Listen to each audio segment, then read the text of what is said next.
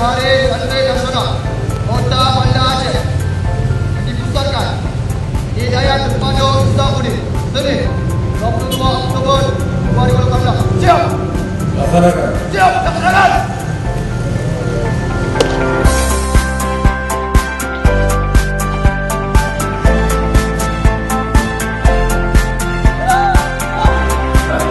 Kita Aceh adalah daerah yang berlaku syariat Islam.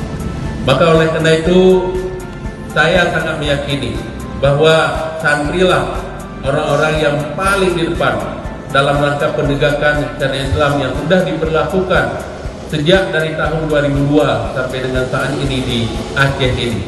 Maka peran guru, peran santri, masyarakat banyak yang awam yang tidak mengetahui tentang bagaimana cara penegakan syariat Islam. Maka santri dan para gurulah yang mengajari masyarakat, mengayomi masyarakat sehingga pelaksanaan syariat Islam ini dapat terlaksana dengan sebaik-baiknya di Aceh ini dan khususnya di Kota Banda.